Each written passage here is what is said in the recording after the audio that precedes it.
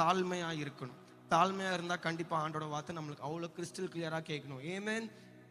So அதனால நம்ம மூடப்பட்ட கதவுக்கு முன்னாடி முதல்ல நம்ம என்ன பண்ணோம்னா, நம்ம அதை முதல்ல ஏத்துக்கணும். ஏத்துக்கிறதுக்கு முதல்ல நம்மளுக்கு மனநிலைமை இருக்கணும். அதுக்கு முதல்ல நம்ம என்ன பண்ணணும், தாழ்மையா இருக்கணும். நம்ம அது ரொம்ப கஷ்டமா யோசிக்கிறோம். தாழ்மையா இருக்கிறது எப்படி நம்ம தாழ்மையா இருக்க முடியும்? நான் யார் தெரியுமா,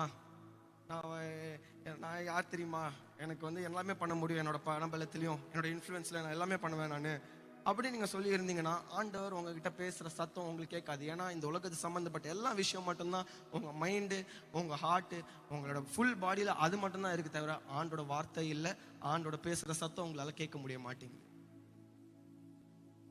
ஸோ அதனால நம்பர் 1 நம்ம என்ன பண்ணோம்னா, மூடப்பட்ட கதவுக்கு முன்னாடி நிற்கும் போது அதை ஏத்துக்கணும். அந்த வேலை நம்மளுக்கு கிடையாதா, சும்மா சும்மா போய் சொசைட்டி சொல்றதுனால எனக்கு வேலை செஞ்சே ஆகணும் இல்லை.